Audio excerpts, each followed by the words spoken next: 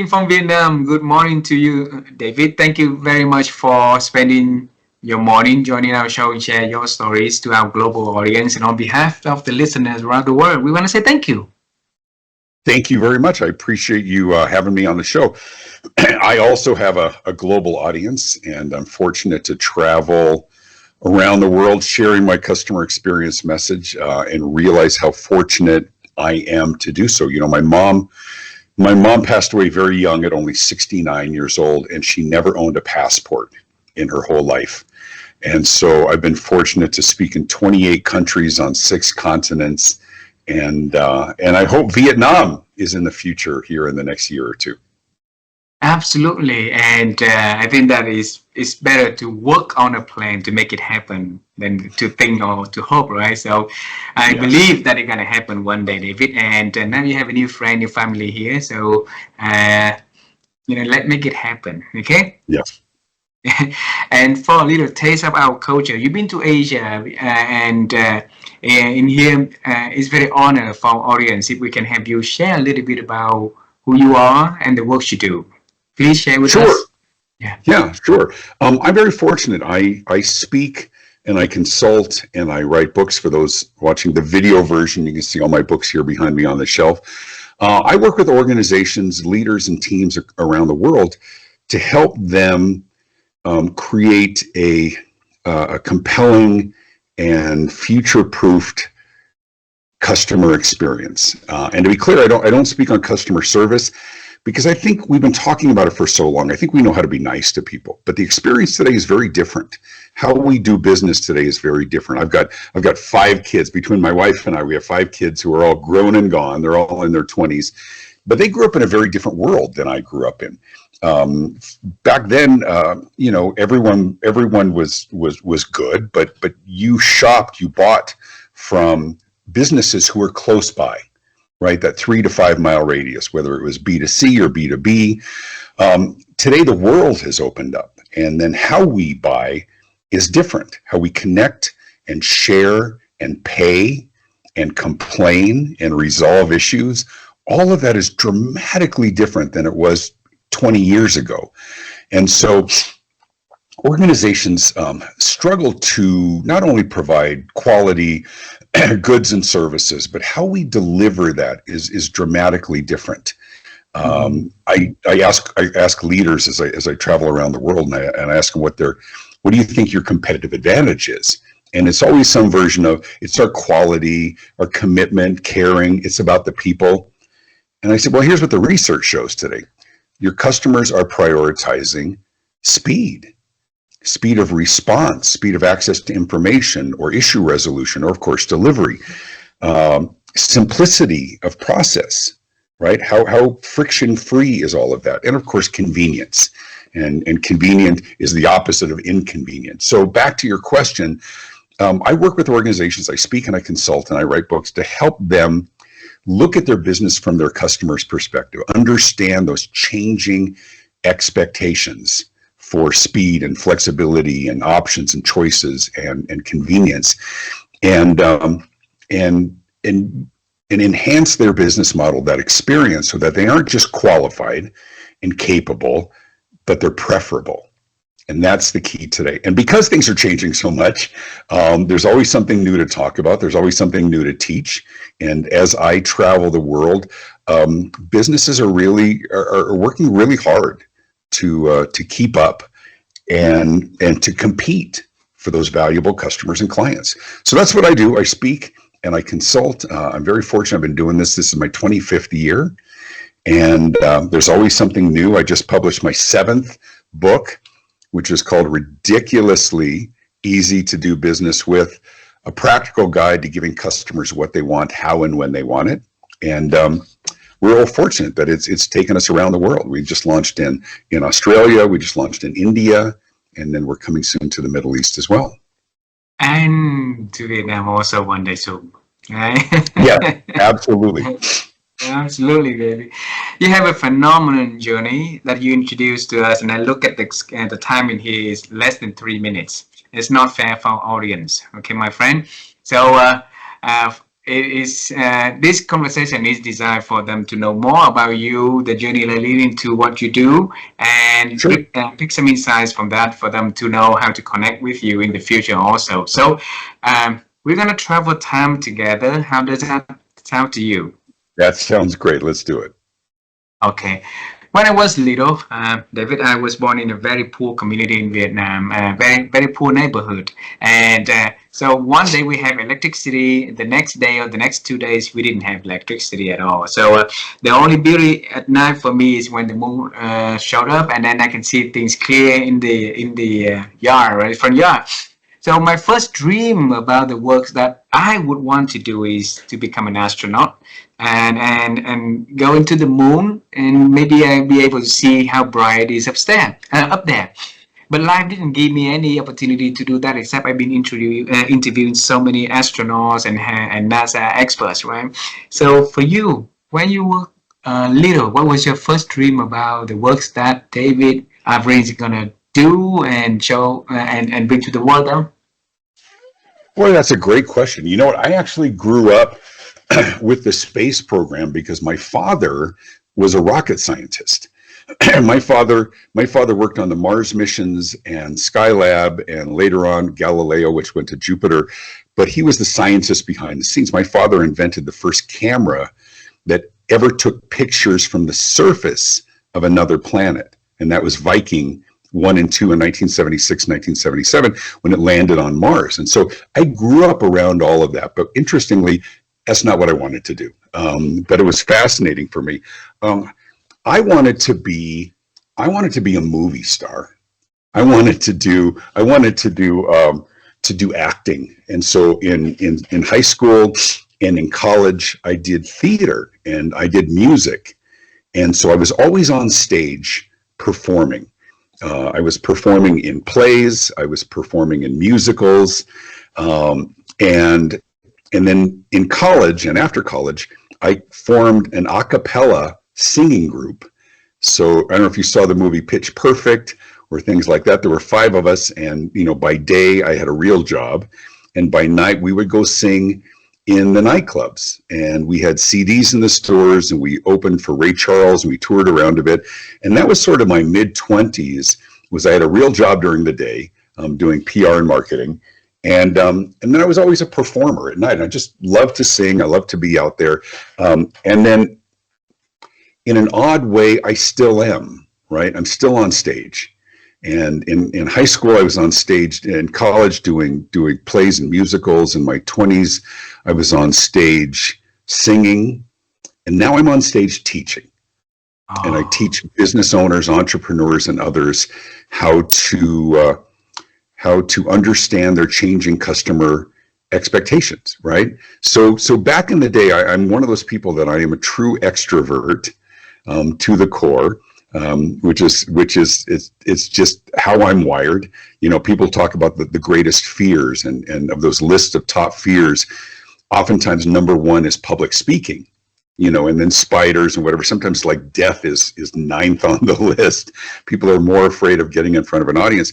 And for me, I've never had that. I love what I do. I don't do it because I need affirmation. I don't need praise or applause.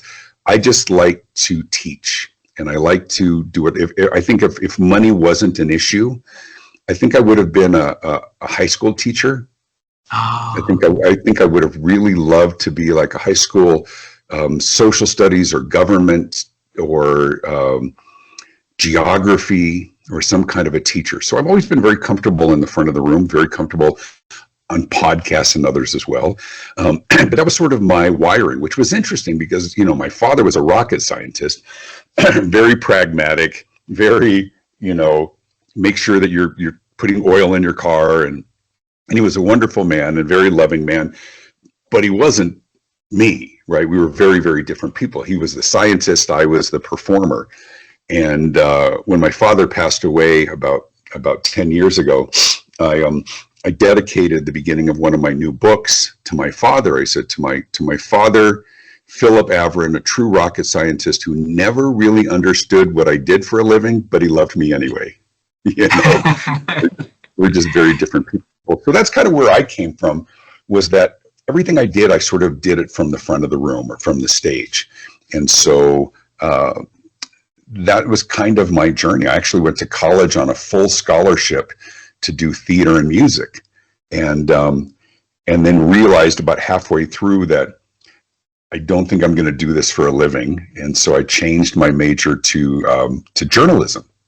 Oh. And so that was really what I studied in school was broadcast journalism. I was going to be like a TV newscaster, and ended up going into public relations and marketing, and now at 61 years old, this is what I do.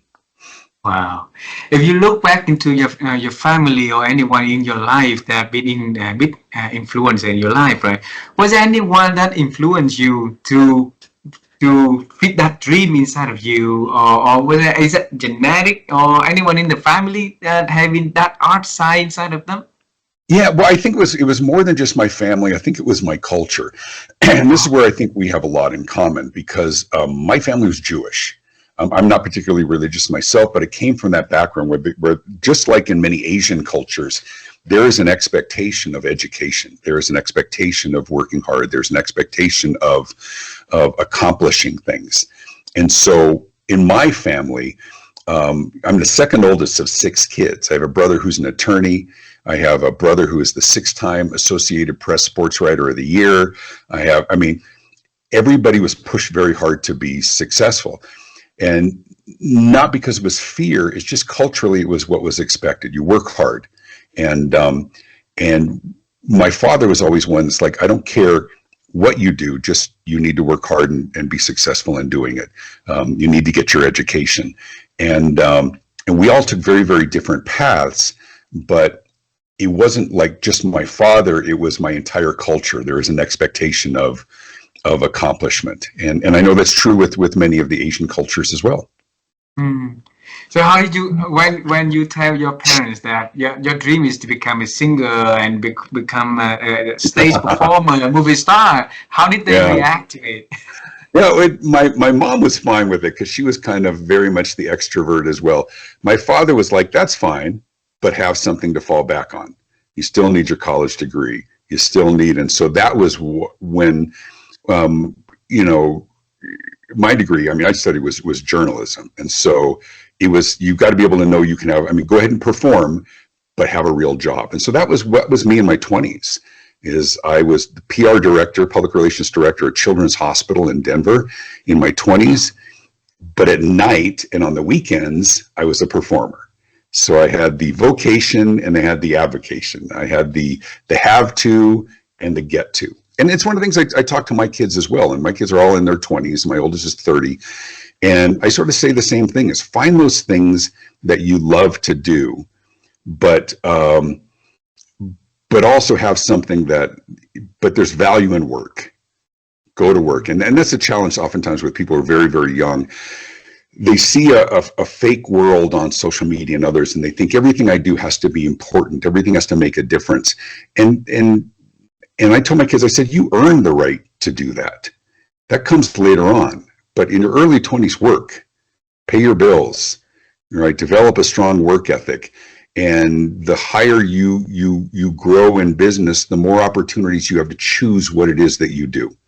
And so we think most jobs in this world are not glamorous, but there's value in work and there's honor in work.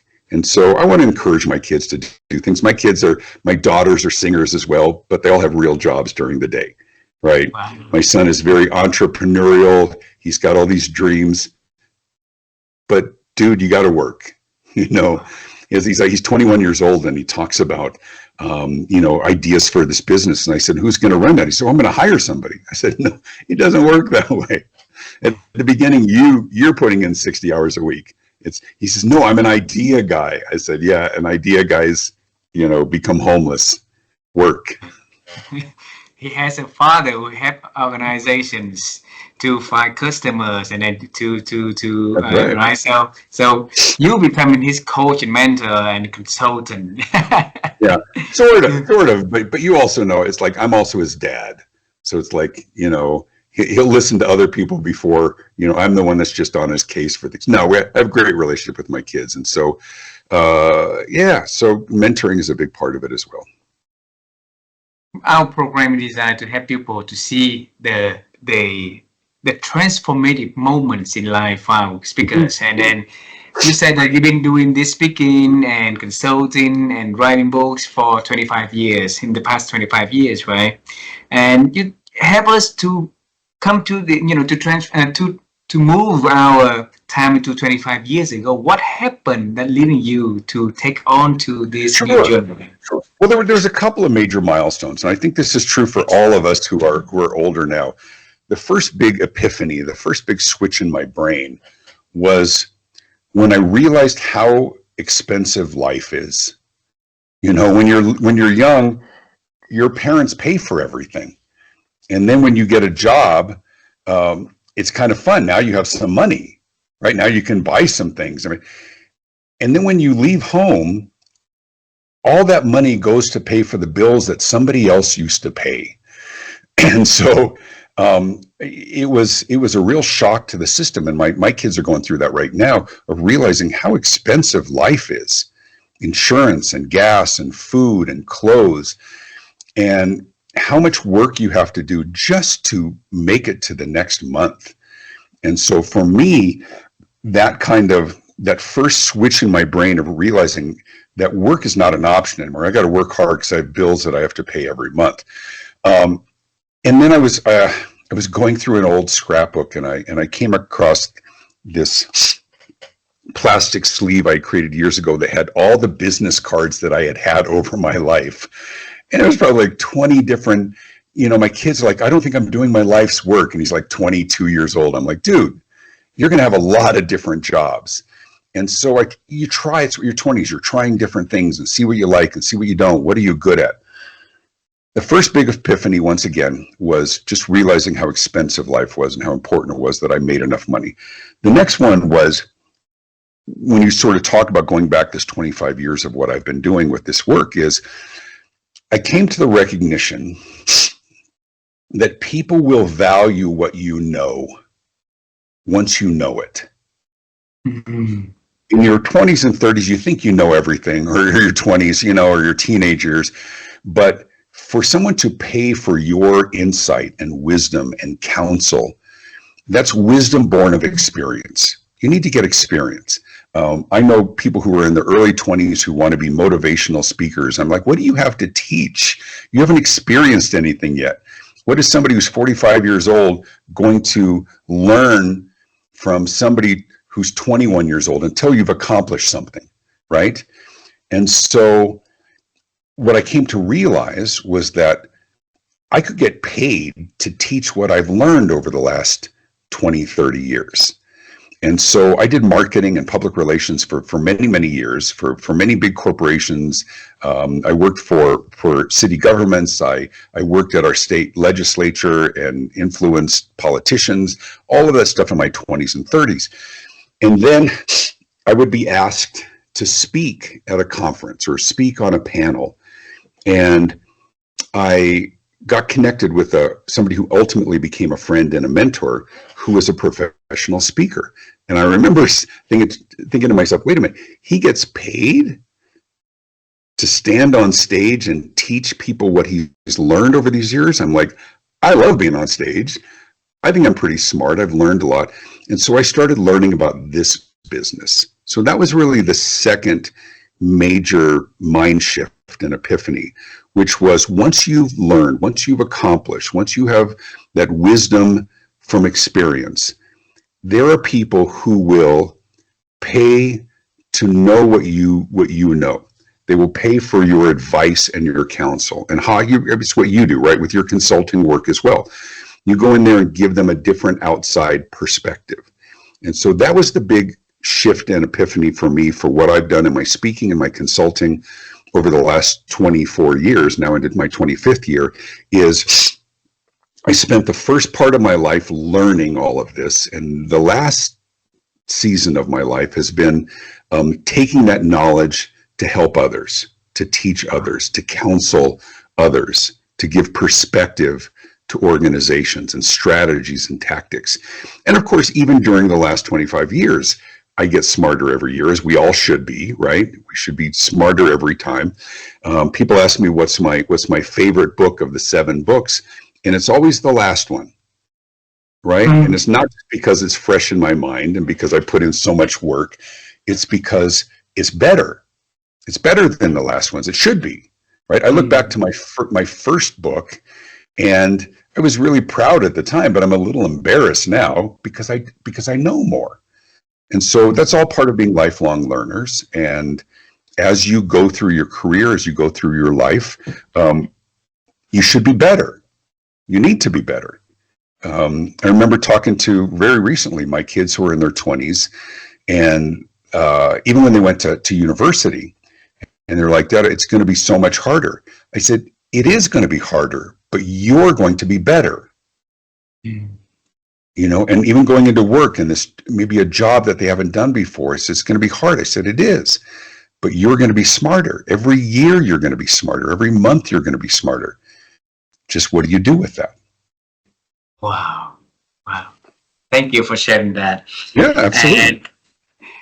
And before I go to the topic of customer experience, okay, I wanna Sure. dive in right here a little bit, okay. So years ago, my CEO was my coach, and he said that opportunities, run in front of our eyes every day, every moment, right? Yeah, And absolutely. it's whether or not we've been able to see it and be able to see it and catch it, and be able to see it and catch it on time is all makes the difference, right?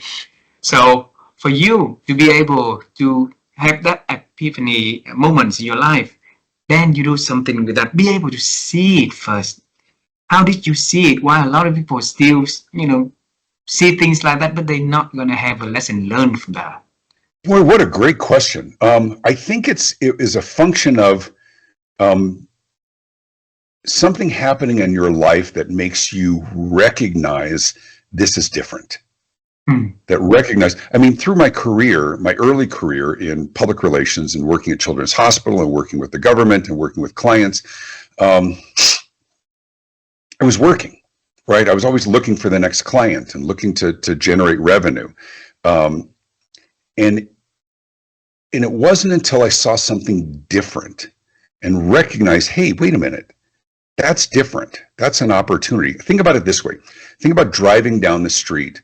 Maybe if there's the same street you drive every day, if you go to an office maybe and you're driving by the same thing, or you pick up your kids at school, and then one day a business is out of business, or it's got a new sign, or it's got a sign that says under new management, and it captures your attention because there's something different. There's something that takes you out of that zone and catches your attention. And so for me, it was probably being in a place where I felt like I was doing what I was doing for a very long time. And then all of a sudden, something caught my attention that said, here's a different way to do what you do. Here's a different way to make money. Do you know, people value that. Things that like speaking, I didn't even know that was a thing. I was familiar with a couple of motivational speakers. It just wasn't my thing. I never thought of it as a profession. When I went to university, this wasn't one of the options of things to study, right? For young people today, what you're going to end up doing for a living, there's a good chance it doesn't even exist today. Think about people who are like social media influencers. That didn't exist, right? Our telephones, when I grew up, was a solid piece of plastic. There was no pictures. There was no, right? And so the world is changing so much that, to answer your question about what was it that helped me recognize, I think I was in a place of maybe doing the same thing, felt like I was good at it. And then all of a sudden, something just kind of caught my attention and said, wait, you can do that? You can get paid for that? I think I could be good. And it was probably caught my attention because it was something relevant to me. And it was something that I think we see new things all the time, but if it doesn't apply to you, you probably don't recognize it. It's part of the advice that we give when we talk about people, redoing their website or writing their website and creating that homepage. You have to capture their attention within the first few seconds. They have to see relevance. Like, does this apply to me? And if it doesn't, same thing on our phones, as we're scrolling and scrolling and scrolling and scrolling. Why do we stop? We stop because there's something that's interesting or relevant, or something that's interesting to us, whether it's cat videos or beautiful people. We all stop for beautiful people, right? What are the things that capture people's attention? I think it's the same thing in terms of opportunities. I think we recognize the opportunities when they apply to us, when they're relevant to us, which is all part of advertising, copywriting, right? You want to capture people's attention, but you want to capture the attention of the right people, right? That's why you get questions, right? Are you suffering from this, this condition? If you aren't suffering from that condition, you don't pay attention. But if you are, it might capture your attention. So that's probably an over-analysis of that, but I think it's a great question. I think there are things that are coming in front of us, stimuli all the time. What is it? Why do we recognize certain things and not others? And I think it's when they apply to us. Wow. And you put. I noted in here also is people will pay for you, right? If you can provide value, if you see the value in the thing that you provide for them, and that is a reason in then. So, and then we all learn, we all grow every day, but not Absolutely. everybody got paid by the knowledge, by the wisdom that we got. So what did you do differently so that companies and leaders out there pay the money to? Great question. Yeah, well, that one's pretty obvious. And this is part of the advice I give to other people in business or people who are aspiring speakers, is I ask them the question, what problem do you solve? People will pay to alleviate pain. They will pay, and that pain point may be low sales in their business. It may be bad customer experience or customer service scores, whatever those things are. People don't look for a solution unless they recognize the problem. And so as a professional, if you can articulate the problem that you solve, then you can get paid. If it's not a problem, they're not going to pay. I hear from speakers all the time, aspiring speakers who they say, I just want to help people reconnect with joy in their life. And I survived cancer, so I want to inspire people. And I'm like, who's going to pay you? Companies will pay for somebody to increase their sales and develop their leaders and understand artificial intelligence and guard against disruption. I'm not going to write a check for somebody to talk about joy. Joy is not my issue. I'm running a manufacturing company, let's say, right? If I'm going to spend a certain amount of money, I'm going to bring somebody who's going to help us build our business. So there was a disconnect, right? So you get people to pay when you can solve a problem that they have that they're willing to pay to solve, right? I have a colleague who Sally Hogshead talks about. She says, if you solve big problems, you get big payment. If you solve little problems, you get little payment.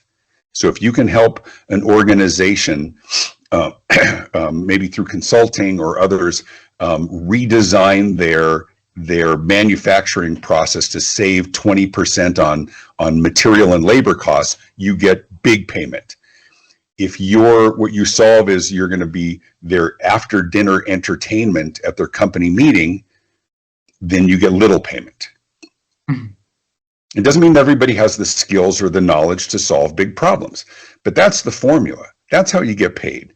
You get paid not because of your passion and your desire to help people. That's wonderful if you want to do it. I need to feed my family. And so I'm very clear on the specific problem that I solve. I don't solve every problem. I don't talk about leadership. I don't talk about supply chain. I talk about understanding changing customer expectations. And for speed and flexibility and convenience, right, as we talked before, I help them with that. I help them recognize what they don't know, give them new strategies. I can help them solve that problem. If you aren't solving a problem, then it's hard to get paid. And it doesn't matter what you do. You can You can be in restaurant or retail. Like maybe the problem you solve is you feed people at lunch. That's wonderful. If you do it better than others, you'll get more business. If you are faster than others, you'll get more business. If you're more affordable than others, you'll get more business. If you're more delicious than others, you'll get more business. Doesn't mean that everybody has to be perfect. You can be very good at what you do and make a very good living. But that's the competition in business, is that everybody in business who gets paid solves a problem. It's just whose problem, what do you solve, and how do you solve it? My business is about how do you solve it and how fast do you solve it. Wow. You mentioned earlier that you're not doing like supply chain problems. You're not going to do other things and that problem, but only on the customer expectation. Help the clients to handle their customer expectation, right? So why that niche? For me, it was a progression, and I would expect for everybody in business, you could be able to chart a path to how you got to what you do. Like I started off doing this, and then I did this, and then I learned about this, right? And for me, it was that charting that path. Early part of my career was advertising and marketing and public relations. And then when I started speaking and consulting, it was much more about marketing, about how do we differentiate ourselves from others? What are the words we use to describe what we do? And so I wrote books. I wrote a book called It's Not Who You Know, It's Who Knows You. I wrote a book called Visibility Marketing. And then for me, once again, it was a progression. And what I came to recognize about 10 years ago was that the world had changed, and why we buy, why we choose who we do business with. It used to be because of clever marketing. It used to be because they had a memorable jingle and they had very attractive packaging. All of that very important.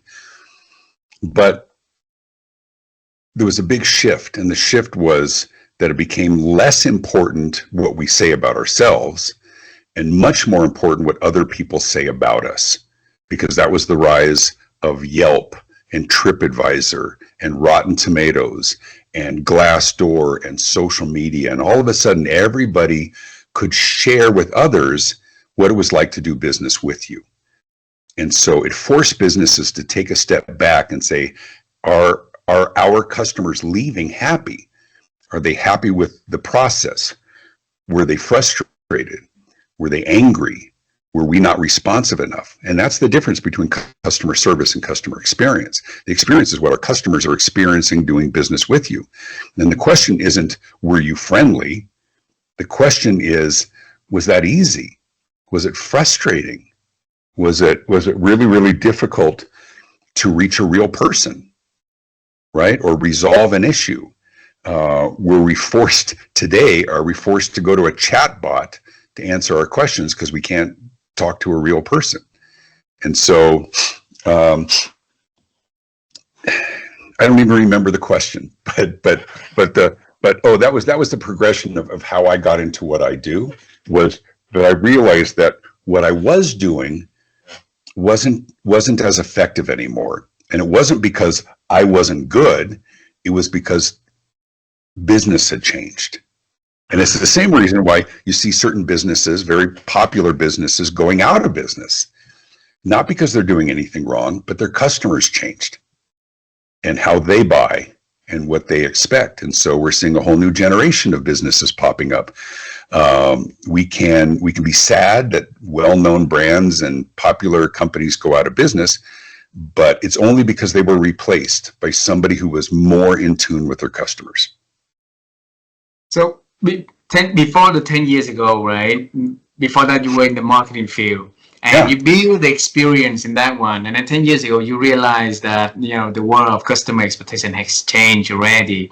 And I think what changed, the change was the drivers for why we do business with companies. And so now we look at what other people say to help us make sure we don't make a bad choice, right? Anyway, I didn't mean to interrupt, but that was sort of the clarification there. Wonderful. Thank you for clarifying that. My question was, how did you, within that time, be able to make yourself become an expert in a short notice, like a short period like that? Absolutely, it's a great question, and it's a legitimate question that you should ask anybody in business who's trying to offer consulting. Part of it was so much of had been the conversations that I had had with business owners and leaders over the years. I used to be a CEO coach, and I ran CEO roundtable groups for an organization called Vistage, and Vistage is the world's largest CEO member organization. I think there's 43,000 CEOs in 28 countries around the world. And I led groups in Denver, here in Colorado, where I am. And so I was in the room with so many conversations, and I did one-on-one coaching for many of them. And then I spoke to over 500 CEO roundtable groups over the course of 15 years, over 500 half-day presentations. And in that, as much as I taught, I also learned. And so when I made that switch, I had already was very clear in my mind as to what businesses were experiencing and where some of their struggles and frustrations were. And then my research and my reading and everything was about how do I understand this this subcategory better. The drivers for behavior. I saw the results. I saw how organizations work. I had thousands of hours of those conversations. I had one-on-one conversations with over 8,000 CEOs, where I talked about their competitive advantages. And so I had unique insights. It's like I felt like I got an MBA about every 18 months. And so when I had sort of morphed my content into more of how are we presenting ourselves to customers and clients, what are they experiencing, I was 90% there because I'd already had all those conversations. And then it was just a matter of filling in those pieces. And so wonderful speakers, authors, and others, great research that I was able to access from others as well to really help formulate that message. Now, there's certain aspects that I don't do. I believe in being a specialist more than a generalist. There are people in my category, in my field, that do journey mapping and very highly technical. I don't do any of those things. But I have a network of people who can bring those skills to bear. So anyway, so that new category for me, that new subject to talk about and teach about and write about, to me wasn't very new. It was just a different lens for the same challenges that businesses were going through. And how do you put the problem-solving hat onto yourself when you see that different lens stuff? What did you do? Say that again. So when you see things in different lens, right? Yeah. What did you do to put a different hat onto your process of thinking to leverage on the new things you see and advance on that? Yeah. One? That's a great question. The different lens was also from a different perspective. The perspective I always had was sort of from the marketing perspective.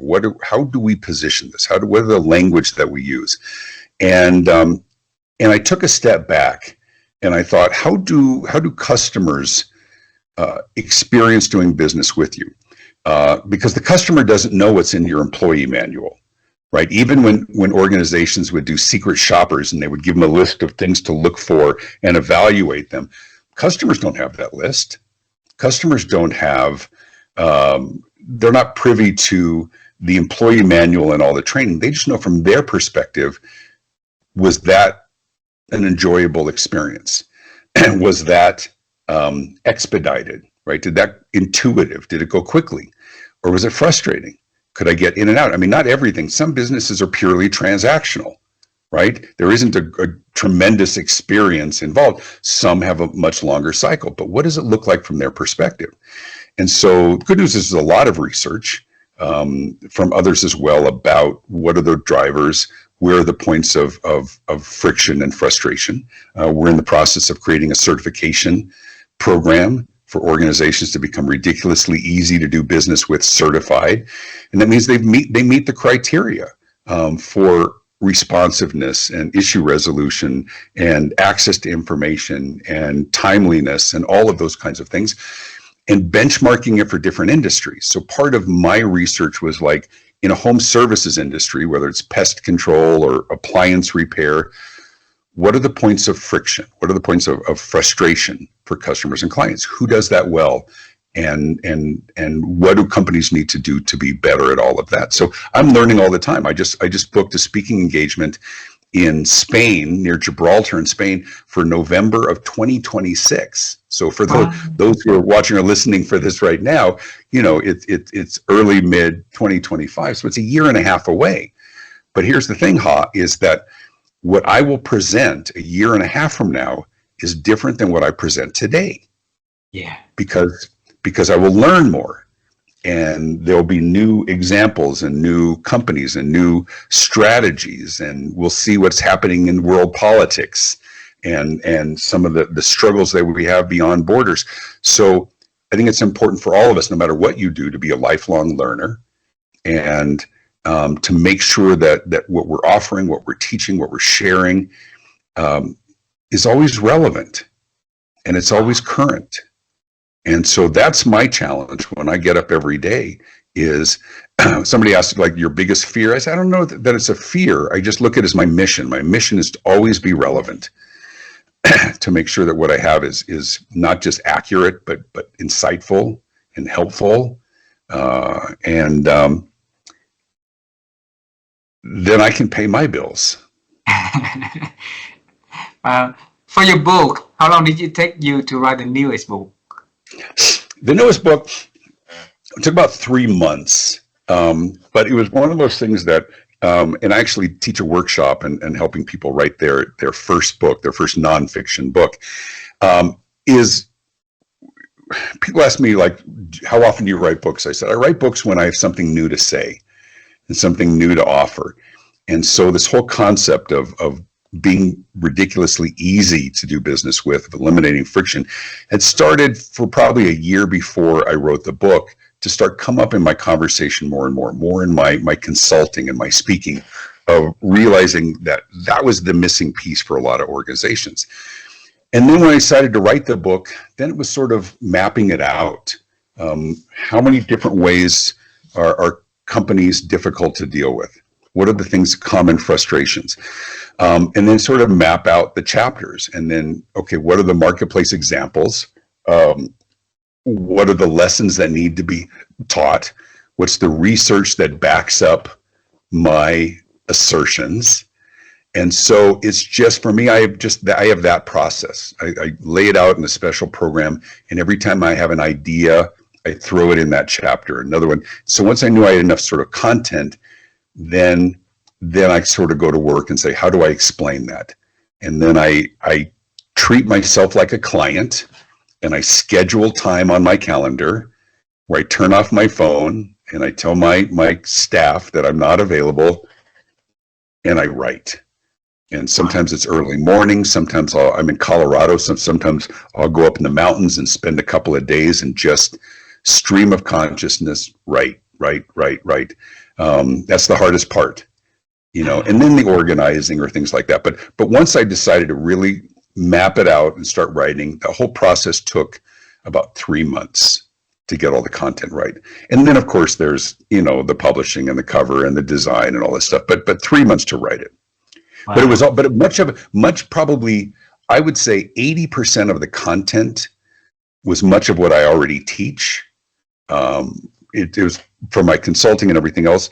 The rest of it was finding the examples of companies that do it right, the things that were frustrated, the research that backs up the points that I made. And sometimes I would find research, I'd find a study in the Harvard Business Review, or find a study through Gartner or somebody else that would actually say the opposite of what I was teaching or what I was asserting. And then I had to go back and challenge my own assumptions. And I would rewrite that part of the chapter, because there are things that are maybe intuitive and that we assume are correct, and realize that the research is actually different. So this book probably has more research than any that I've had, but it's also very conversational. People who've heard me speak or people who know me say that when they read my book, they can hear my voice. Wow. I write very much for that. But then I also have the audiobook version of it and the Kindle or things like that as well. But writing books, I think there's a mistaken belief that authors enjoy writing. I hate it. I hate it. It feels like I'm in school and homework.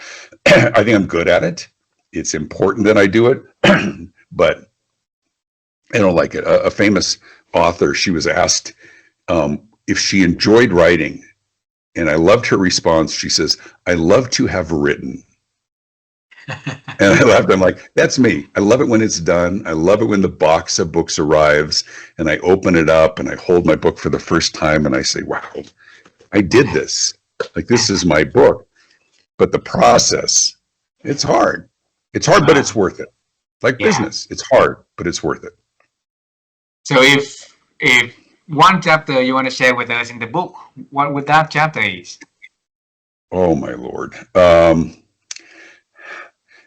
There's about 28 chapters, and I talk about all the things that need to be ridiculously easy, like ridiculously easy to reach a real person, and ridiculously easy to understand the value, and ridiculous, right? All of those things.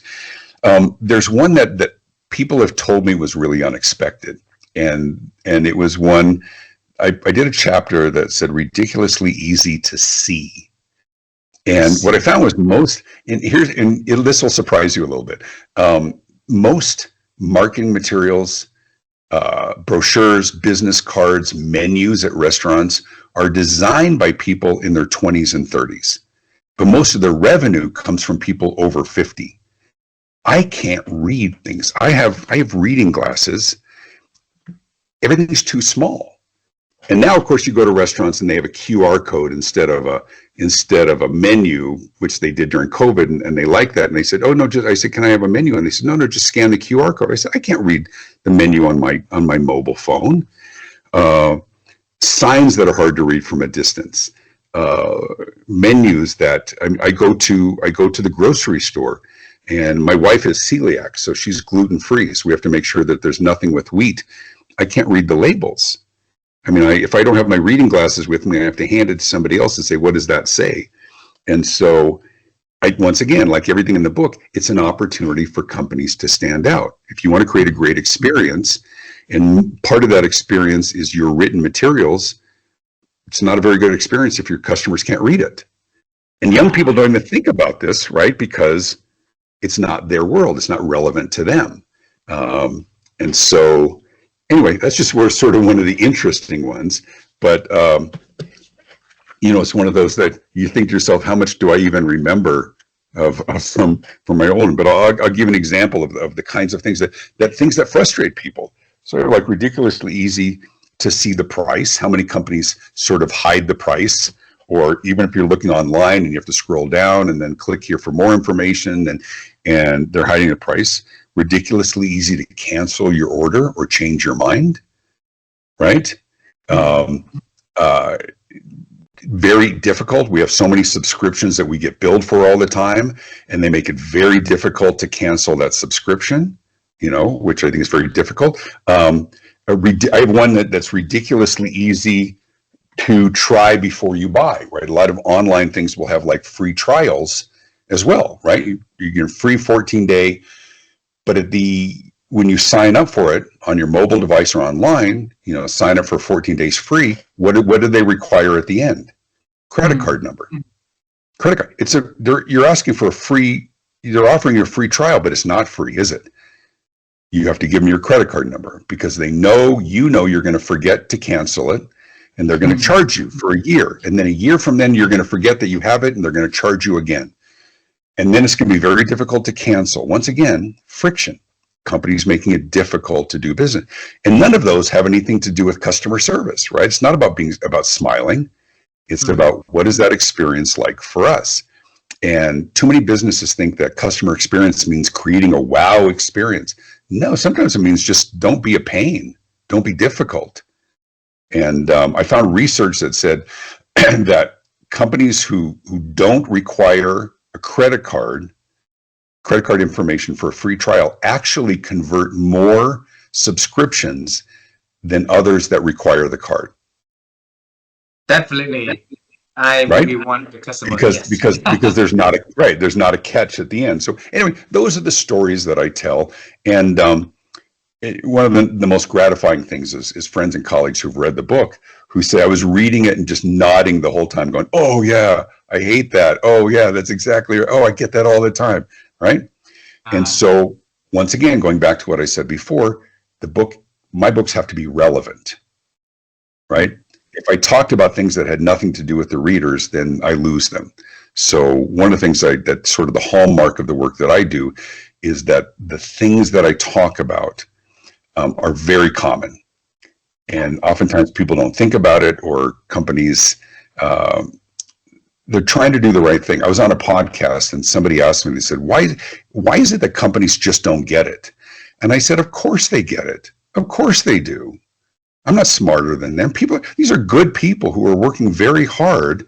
Nobody's trying to anger their customers. We're all just trying to do the best we can and feed our families. But sometimes we get stuck looking at it from our perspective. What's profitable, what's predictable in terms of revenue. We've got a staff for that. Right? So my job is to hold up a different lens and say, let's look at that same thing. It works really well for you, but it's frustrating for your customers. And why is that important? 2 reasons. One, they'll either go online and rant about you, right? And that's there forever, or they just find an alternative.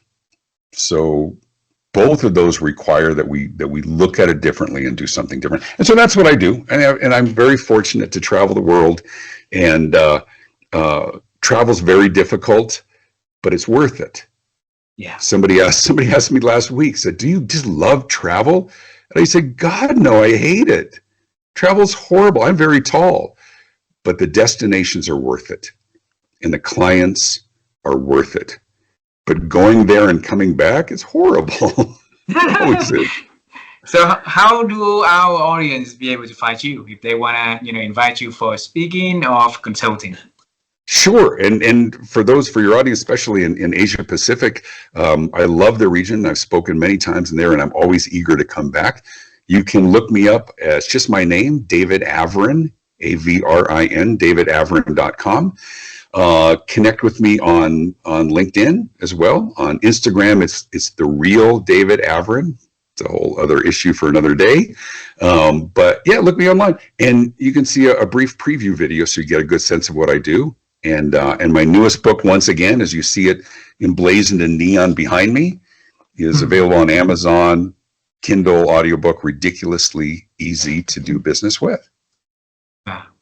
Thank you. Last question, David.